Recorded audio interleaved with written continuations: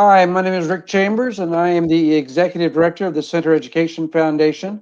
I'm pleased to be joined by the advisor and several members of the legendary performing group called the 87th Street Gang. The gang was a student singing group at Center High School that performed from about 1967 until the mid-1990s at many school and community events. The group was made up of about 12 students with singers and guitarists. They performed a wide variety of folk and popular music and became a truly beloved institution in the community. Their legacy continues to live on at Center High School with the current 87th Street Singers Show Choir. We are joined tonight by four members of the group: Susan Hallberg from 1979, Jim Lammers from the class of 1983, and Marianne and Larry Sturm from the classes of 1993 and 91. We're also thrilled to have Alice Jean Mecham, the 87th Street Gang faculty advisor from 1970 to 1994.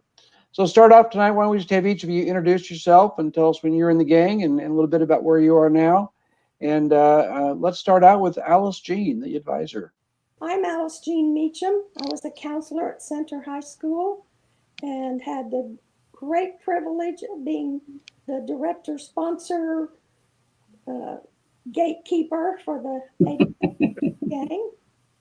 I now live in Maryland, but keep up with many of the gang members. And Alice Jean is truly a beloved person. Every time I look at the gang's Facebook page, there's all sorts of praise for her about every other post. So did a great job in keeping that group together. Susan, you want to go next?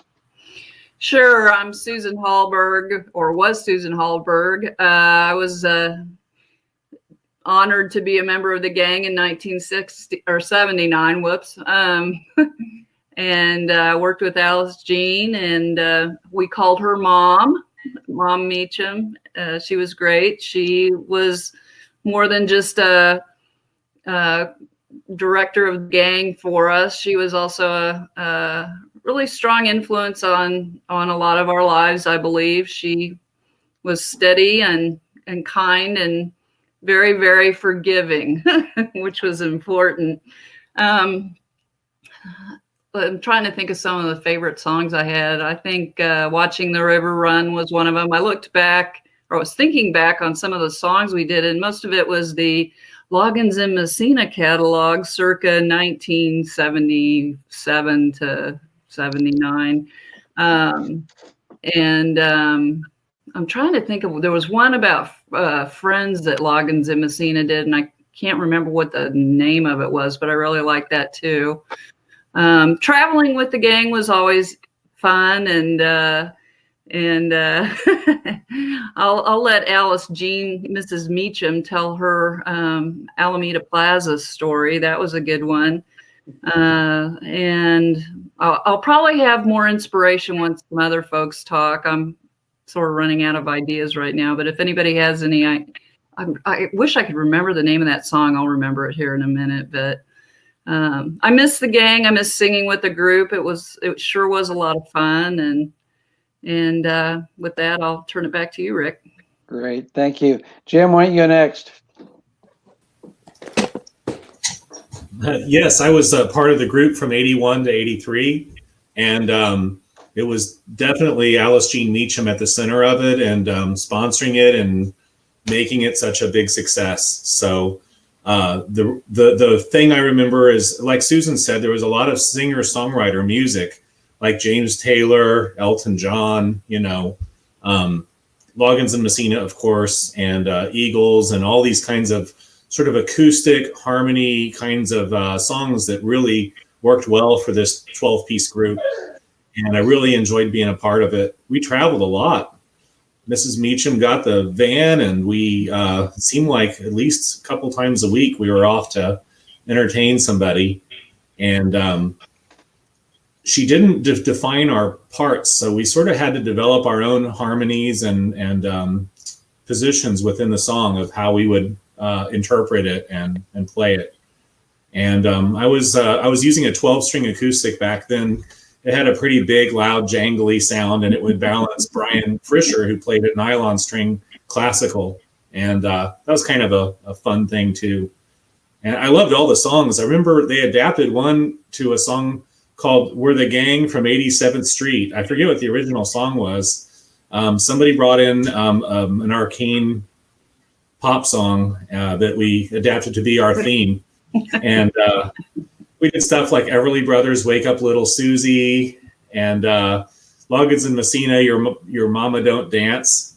And these songs have a little bit of acting in them, because there's a part where the cop says, "Out of the car, long hair," or whatever. So it's sort of, everybody in the group was kind of a ham, and everybody liked to have a moment to sort of be center stage, and they found songs that highlighted that. So I really enjoyed my time there. And Susan, I knew from all the way back when I was a little boy, but I didn't know she was an 87th Street Gang until later, till I saw the yearbooks.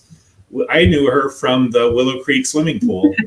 Right. She went to the Kansas Monolith concert and brought me back a T-shirt when I was too young to go to concerts. So thank you, Susan. Oh, it's good to see you, Jim. All right, Larry and Marianne, let's hear your story. I know your story is a good one. We've got several. No, actually, Brian and I met in high school, and we were both in gangs. So it's kind of funny that we're still together. How many years is this now? 28? Well, together, yeah, Whew. 28 years. Yeah. But he actually was the one who got me to try out because it was his last year, and so then of course you had tryouts before, and he kind of, we all hung out the same. So I tried out, and then I made it, and then of course we started dating after that too. So we got to see Larry a lot too. I actually, gang was my greatest escape. I loved that play. I loved everything about it. I love harmony. I love multiple harmonies. I always loved the Eagles. I love Fleetwood Mac, real big. I just like that kind of era of music. And I know folk was much older than that, but I just thought the way of folk, the way we did it with guitars, and the songs we selected and how we performed them just made it super cool. It's like something you want to go back and grab, because I never wanted to let it go because it just felt so cool doing with each other. I loved two things. One was going to the elementary schools because we were like rock stars. We were all in there. We're like, yeah, we're getting out of school because we're going to the elementary school. So, They're like, those are those high school kids. and kids like that, and they remembered me when they got to high school because we were in gang then. So it was super cool to be able to pass that on. And I love the old folks' homes. That was one of my favorites. Going to those and just seeing those people get excited and just having something to grab onto, it felt awesome to have that connection. That's pretty much the fun stuff for me. I think it was all just cool, and just hanging out and having camaraderie with everybody. It was awesome. And I agree with a lot of, because when we had, Marianne was a senior and we had folk festival, everybody had to do a solo. Guess who came back and did their It was Don Henley and Patty Smythe. Sometimes love just ain't enough. Yeah. And then he came out from the curtain. No, it was fun. Good memories. Folk for sure. Festival was pretty cool for the seniors too. I thought that was really neat to then showcase the seniors and have their own little solos and things like that. But I loved every bit of it because you have to find your voice in it. You don't really totally pick parts. You start to kind of figure it out, like Jim said. And it was just the coolest thing. And it was fun to get out of school a little earlier too. Yeah. We didn't have buses though, like you guys probably did. We got to drive our own cars or ride with Alice Jean if we didn't have a ride.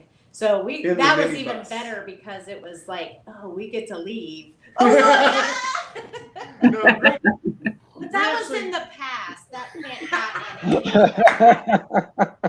Fun times, but no, it's a different world now. I don't even think the kids can go to many other schools and perform like we used to back then. But times change, I do, like I said, I still find myself now listening to the same songs I listened to back then. That's one thing, that you hear a song, you still remember the game. So I love that part of it. And I love that woman there too. Mm-hmm.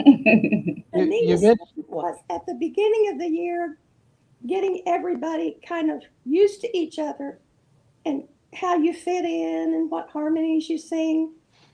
By the end of the year, I swear, they sounded so professional.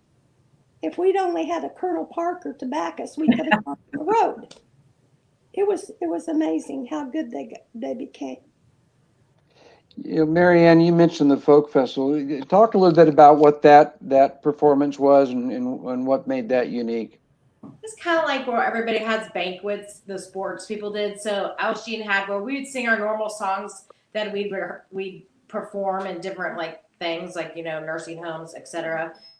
And then but they showcased, so the seniors got to sing their own solo song, kind of because we all sing as a group all the time, but then seniors got to actually get to do it their last year. So that was really special too. It's cool. What was your senior song? Was that the one that Larry came and joined you in? Yeah, it was. But that was more of a Patty Smythe song, and then Don Henley came in in the harmony part. I did have a solo. Yeah. Susan, do you remember your senior song? You guys Leather and Lace, I think. Me, no. I thought it was a song by Judy Collins, but Mom tells me it was something completely different. So it was Fleetwood Mac. Don't stop, think about tomorrow.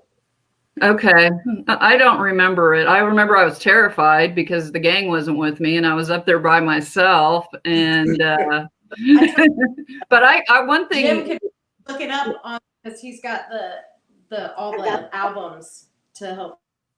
I can tell, right. I can tell you what you sang. Jim Lammers one year did "Dust in the Wind." Remember that, Jim? I remember that. I think one year, and then the other year, I remember I did. I did the song. I did the little acoustic song "D" that was by Randy Rhoads off the Ozzy Osbourne album, and then I did Cat Stevens' song. I listen to the wind, to the wind of my mind. That song, yeah. So I recall those ones. That was like Susan said. You're very much on the spot. It's just a spotlight and you and a chair and go.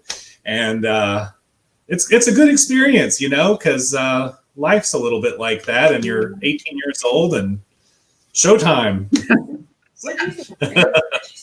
I thought mine was both sides now, but yeah, that's not what you remember. But I have it in writing. Okay. Well, that's better. Alshine is still the advisor. Absolutely.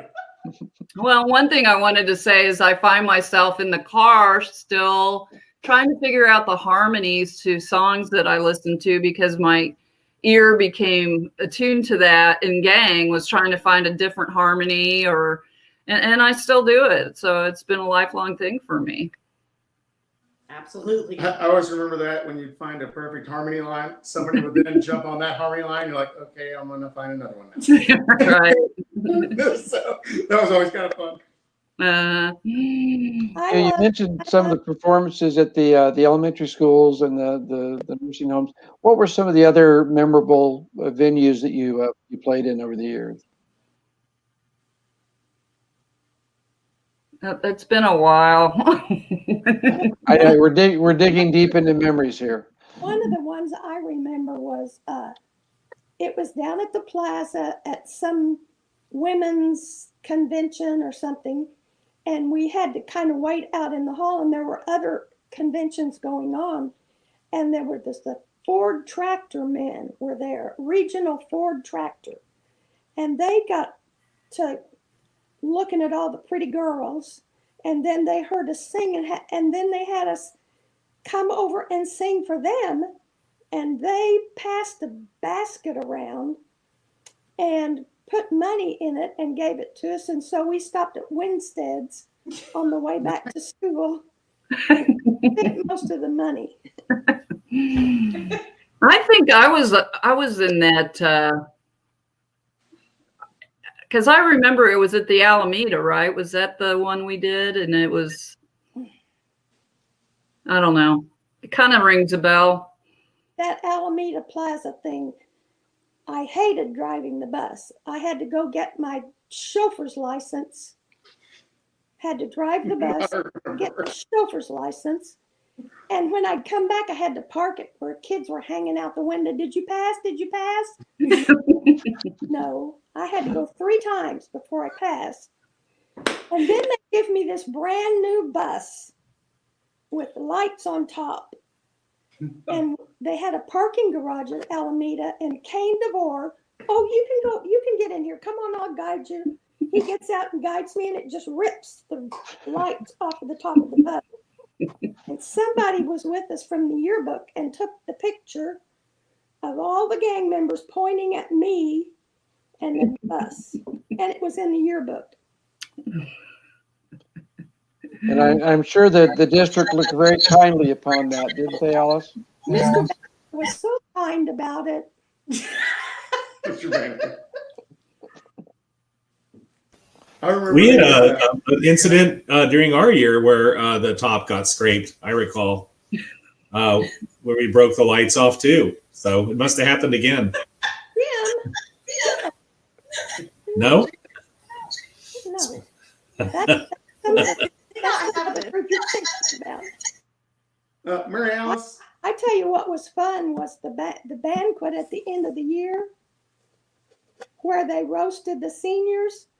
Oh, yeah. Presented them their little trophy. I remember that. I liked how also there was like, you changed it because I don't know if you did it with all the years, but you know, we're Center High School, 87th Street Gang, you know, like how we introduced ourselves. Oh yeah, when we did a program.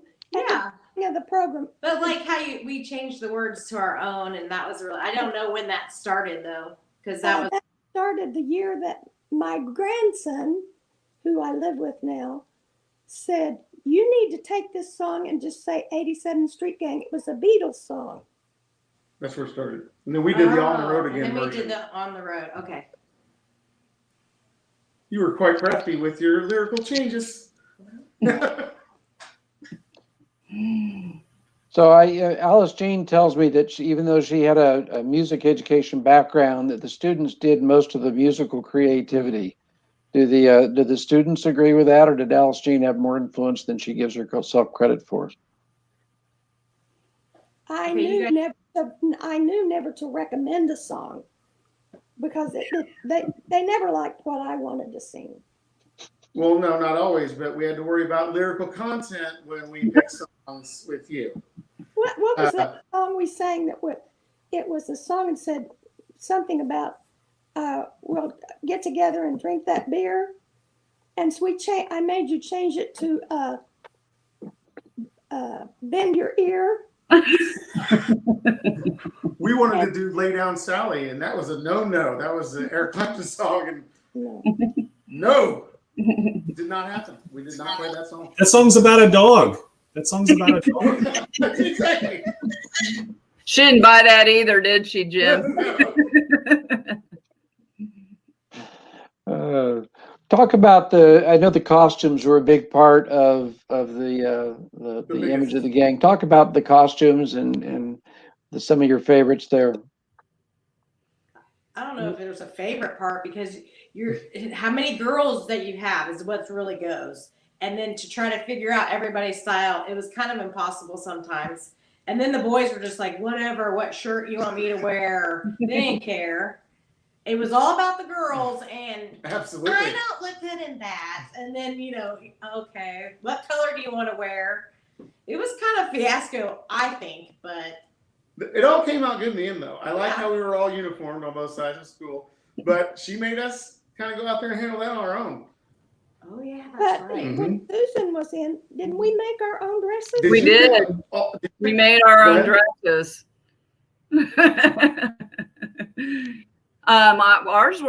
Mine I remember was like a long maroon dress, and I think it had kind of a big ruffle. Is that right? Do you remember? They were full length. Mecham.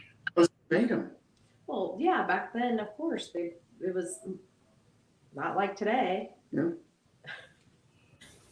They were like Little House on the Prairie dresses, and they were usually from one of those patterns, that you would get in sewing stores. It would be like a nudies style Western shirt with piping and shoulder pads, and very country. And I had to go find a seamstress to put mine together for me and size me up. It worked pretty well.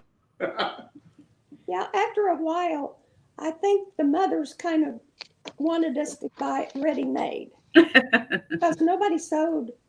Yeah. That's what happened. Yeah, that's why we ended up going to stores. Mhm. I was in the latter part. Right. 93. Yeah. Well, the first year I had gang, I said, well, I can't sew. And this senior girl said, well, I'll make it for you. So she made my dress. And then my secretary, Marilyn Watt, she made my dresses. Oh. It's always good to delegate. She turned out to be my sister-in-law. But Oh, wow. Yep. Marilyn. On What- musical direction, Mrs. Mecham did go around, and she would give you fine-tuned direction on if you were in key and if what you were doing was working. She just let you. She gave you room to be creative too, but she wasn't completely out of the picture musically like that though. I recall often where she would try to help people, find pitch and decide if they were the right fit. And especially during tryouts, she was listening for somebody who was able to sing on pitch and do a good job of it. So that was always a part. that was fun. It was just fun. The first year I hated no, never mind. I don't need to say that.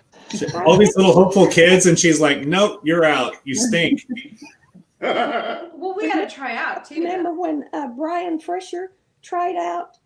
Was the first year we let freshmen try out, and because they were going to come from junior high, they came to the high school. And his mother, I didn't let the parents come or anybody that wasn't trying out. But his mother came up and listened outside the window. And she was, of course, they were Jewish, but she loved the Christmas programs the best. She would come to all of them. She never missed a program. Mm. Yeah, Brian tells me that Bobby recorded practically everything we ever did where she attended. He's got a pile of cassette tapes. Oh, wow. Bobby Frischer, she was really a fan of Brian. Well, and then Philip was in after Brian. And he played the organ, this huge a real organ. So for Folk Festival, he brought it and played the organ at Folk Festival. So they brought it there. I don't know how they got it there, but they did. Yeah, that kid was amazing on organ. He would get both of his feet going on the bass pedals and his hands flying. It was like Phantom of the Opera. Crazy good organ playing, if you know what I mean. Like a church player in a way, or a classical player. Talk about some of the relationships you built with other members of the gang, and have some of those lasted well past high school.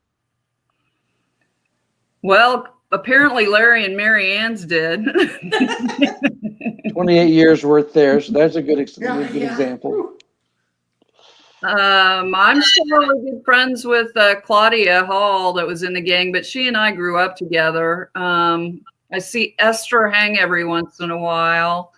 I'm trying to remember who else. I've often wondered what happened to some of them, like Matt Stevens. I wonder where he ended up.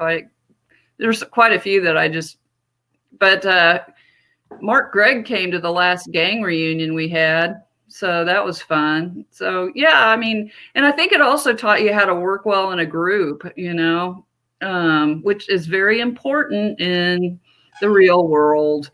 Because there are different personalities in gang, and there were people that were more carefree, and then there were people that were taking it really seriously. And I think that Mom did a really good job of kind of herding cats a lot of the time to keep us on task and as a good working group. I don't know if you picked people by personality too, or just actually what we did, we had the tryouts. Of course, the underclassmen thought they were so cool because they got to kind of judge, and they would listen to the people trying out and make notes. and the seniors couldn't participate because they were graduating. Mm-hmm. After tryouts, then the underclassmen would go up to my office. You remember that, Marianne? Jim, do you remember that? We'd go up to my office and sit around the table. Oh yeah, to for the people that auditioned. Yes. Yeah, we would all sit as a group of the previous gang members. Yes, and then we would decide on who we want in to the next year's gang. It sounds so thuggish. Gang. Just kidding. Yeah, that's People don't understand that though when you say stuff like that. 'Cause you're like, yeah, it's the gang, but it was meant different. Mm-hmm. got to be a bad word. Well, it's so nice that we have Facebook now and we can keep in touch with gang members all over the world, right? Practically. Yeah. I did a reunion back around 2005, and that was sort of before social media. So a lot more research, a lot more mailed envelopes. And then we did it again. I think it was, I want to say 2015 or around there. And we had a second reunion at that time too. And a lot of kids came out. It was really great to see everyone. And I've been able to stay in touch with almost everyone in my general group, except for a few people like, well, Mrs. Mecham, do you remember David Wilson? He was a nice guy, and he just disappeared off the face of the earth. Right, he did. And he's got a pretty common name, so if his last name was Wilson Niketa or something, I'd find him right away, even if he didn't want to be found. But he's got this common name, and he just doesn't want to be a part of high school anymore for whatever reason. So some people have disappeared, but most 87th Street Gang people were pretty active in everything in high school. So they're the ones who are always at the reunions, and, you know, they get right back with you. Most of them stuck around Kansas City too, as far as I know. Brian's in Chicago. Claudia became a professional musician, Claudia White. She's a flautist with a lot of different symphonies. And in fact, she played with Kenny Loggins at one of these, I think it was Ohio. She was met him and saw him and his wife and everything. So she's really been involved in music since high school, more than most of us. That's cool. How has being part of the gang influenced you since graduation? How has it had an impact on your life? Well, I sing harmony in the car a lot. I just think it really helped me appreciate music and more, and just working with a group and kind of learning how to deal with different personalities. And, you know, I already spoke a little bit about how Mom influenced me, and I was never a bad kid, but I was always kind of, I don't know. What were your memories of me, Mom? Good kid? Good kid. Okay, good. Well, I had an ornery side that I kept pretty well hidden, so. That was good. Never ended up in Mr. Paris's office, so that was a plus for me. I too found it to be a really supportive group, and I wish I had appreciated it more at the time.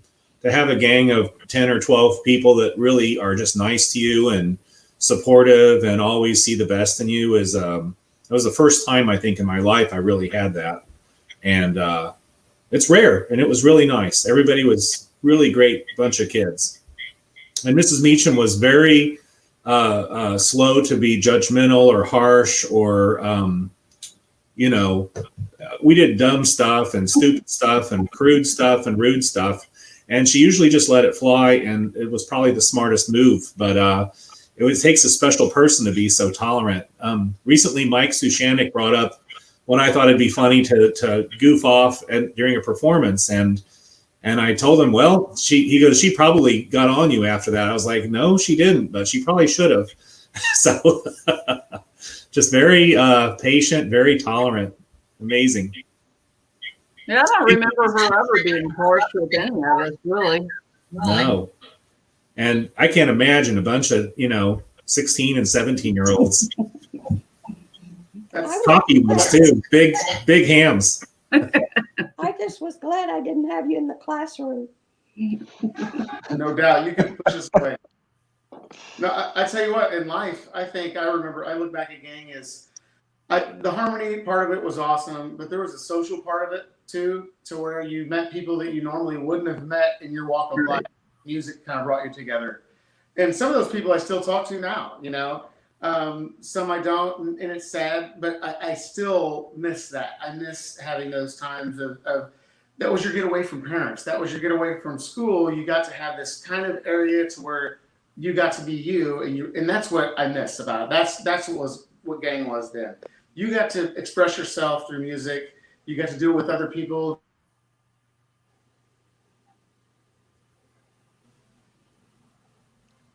I think the Sturms have locked up on us. Now they're back. We should be back now. Oh, you're back now. You're good now. Okay. We're trying to freeze our heads so we stay exactly the same. It was a good look. Yeah. You had a good expression on your face. That's good. Well, Jim, I see a guitar in your background there. Are you still involved in music? Looks like a cello to me. Yeah. Oh, there you There's go. the guitar. There's guitar. I knew there was a guitar somewhere. You're right. That is a cello back there. Okay. There's a collection. Because he's on mute. He has several. Is that a keyboard or a piano? Jim, if you're talking during this, you're on mute still. Well, he had to be because he echoes. I sure am. I was making an echo, so I hid that. I was trying to say, yeah, I keep my guitars around in all my rooms, and I still like guitar a lot and music. And I've been in a lot of bands over the years. In fact, right after college, I moved to LA and got pretty involved in the songwriter scene out there, and went down to Hollywood and the songwriter showcases, and worked with a lot of people and got to know what that was like, and ultimately decided that wasn't where I was going to plant my foundation, but still love music anyway. So Great. Any other stories that anybody has that they'd like to share with the group? man, I must have a bunch of them. I have a ton of them, but they're Yeah, wonderful memories. Wonderful memories. Let's hear some of yours, Miss Mecham. I have too many. I just have too many. I liked going to the element. Oh, I know what I didn't say. Going to the nursing homes. The first time we would go to a nursing home with a group, they were just, it was always too hot in there, and they were just like. In fact, one year, Clifford Smith, a guitar player, we got up to perform and he just froze. He couldn't stand it. He was just never going to be in a nursing home. He was really traumatized. And so I talked to him and I said, before you leave, I want you to go shake hands with at least 2 people and talk to them. And on the way out, be sure and wash your hands. Well, by the end of the year, when we go to a nursing home, I couldn't get them out of there. Those old people loved them, and they would talk. Oh, you remind me of my grandson. Or I used to sing when I was in school. I thought that was just fantastic. And then one year on Veterans Day, we were going to a nursing home. So I'm teaching them these songs, and they would say, where did you get these songs, from World War II? And I said, no, World War I. And we went to this nursing home, and there all these nursing home people were sitting there just, and they started singing those songs, and they perked up and started singing with them. And I thought that was just really neat. it's a long way to Tipperary. Yeah. Sorry, we over there. hear you guys. We couldn't hear you guys, so I had to log back. You're good. Is it working now? Yeah, I think so. But it was fun in the summertime, practicing in the summertime. That's where we really got to bond, get to know each other, have a few little snacks, and go way out there. It was so far away. yeah, everybody always got lost the first time there. But we haven't talked about Joe's Barn yet. Oh, I love Joe's Barn. We used to always have our, wasn't that where we had all the banquets and the reunions? Was it Joe's Barn? And gosh, that seemed like it was way out there, but now it's just part of the city. But I loved that place. They had great food, and we always had a good time out there. Or I don't even know if it was still around. I don't know when they tore that down, but No, we went to it. did you? Okay, I wondered. I think we had. It's a good fit for. I think we went to one Go reunion ahead. We did what? at Joe's Barn. It was like, I don't remember what year reunion it was, but I think it was that year I started, because maybe that's when we had the reunion, because I went to it. Yeah, same here. I think it was 1981, and I had just joined the group, and we went to the celebration at Joe's Barn, and all the people from prior years were there. And I got to meet Evan Smalley and some other people from years past. And the vibe of the place there at Joe's Barn was perfect for 87th Street Gang. It was, you drank out of a bell jar, Right. with their drinking glasses, and they almost looked like they were wearing 87th Street Gang outfits, the wait staff. And all the food was like comfort food, kind of Southern style. And so it was a perfect fit for that group. It was amazing. They're really good. It's hard Is to that where the reunions were held? The 2005 and 2015, were those reunions at Joe's Barn as well, or was it still around then? No. It wasn't. No, First one was at Keywood Library, right? And then it was at Colonial. Mm-hmm. Thanks to Jim, he did a lot of that. well, if it hadn't been for Jim, there wouldn't have been a banquet.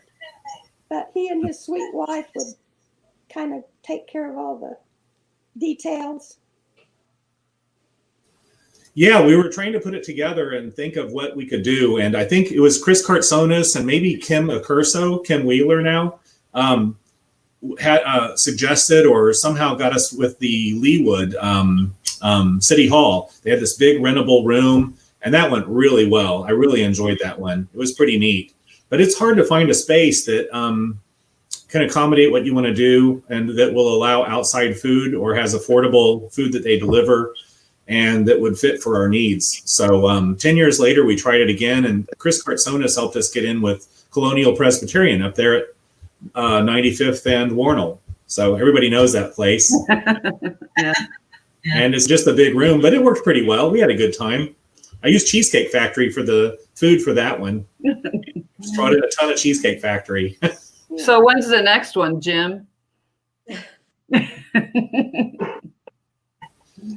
I'd be happy to organize it any time if you think there's You'll enough have our interest. help. Gosh, I can't get people to do anything right now. All right. Leave their house. I'd say we should have it in Maryland at Alistine Meacham's place, and we'll just surprise her. There you go. That'd be fun.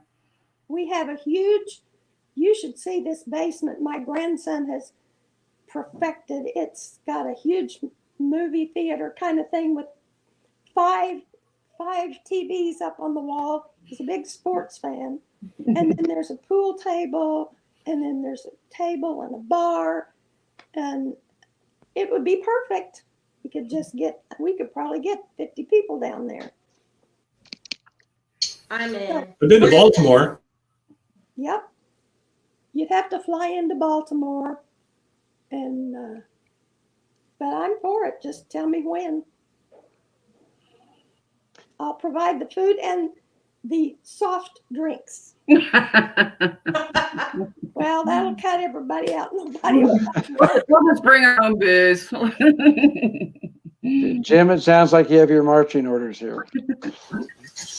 We can make it happen if we could just get other people to leave their house. I've been conservative, and of course I run a business, so I've got employees, and we're always thinking about those things. But some people really want to stay indoors and not touch anything, and they're very, very concerned to get sick. And then so you just can't do anything until probably the vaccine gets around. Probably this summer, I imagine it'll be a little easier. I had Then we'll come to Baltimore. my first shot. I've had my first shot. And did you feel okay? Oh, fine. Good. My arm didn't even get sore. Good for you. Alice Jean and I were talking before you guys got on. That's one of the few advantages of being old is we're getting our shots earlier. My wife and two mothers who are living with us got our shots a week ago Monday. So there aren't a lot of advantages to getting old, but that's one. Yeah, you kids will just have to wait. All right. We'll give you a big hug when we see you. That'd be great. I'm ready for that. Any other final words anybody wants to share? Thank you for doing this. Yeah, I appreciate this. And I appreciate Alice G. Mecham for a lot of things. She is a wonderful woman. Well, and we love her so much.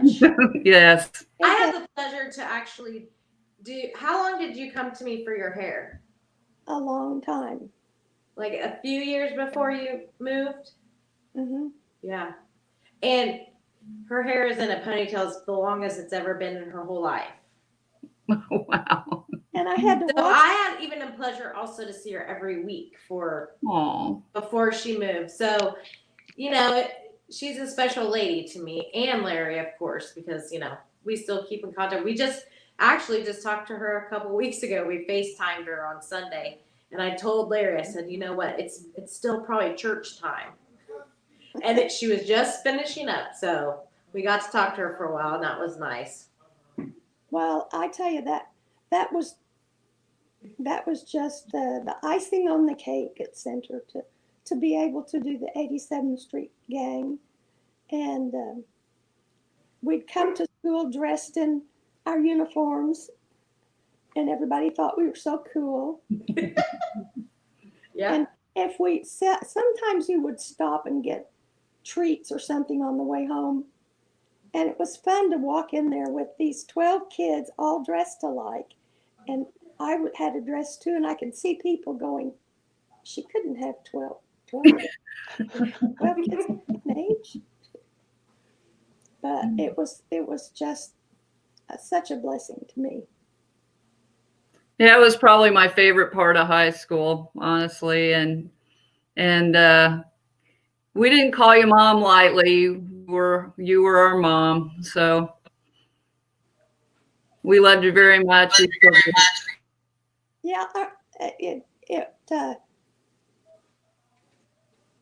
Ernie Paris, when you all started calling me mom, I had a grandson then, would come sometimes to gang practice. And so I'm on hall duty one day, and Ernie Paris comes up and calls me Grandma. Hey, Grandma. Well, I didn't want all the kids calling me Grandma. So I said, don't call me that. Well, he did it again. He said, hey, Grandma, how you doing? All these kids standing around. And I said, pretty good, Baldy. He didn't call me that anymore.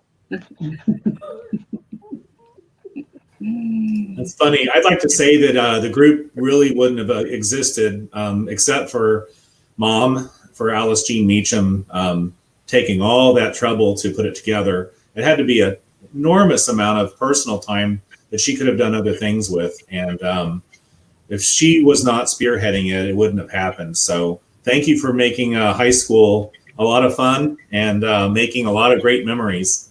That was, and thank you. It was just a great experience. I'm sorry it had to end. But it's so good when we have the reunions and we get to sing together again. Right. Good. And I loved that Seven Bridges Road. Mhm.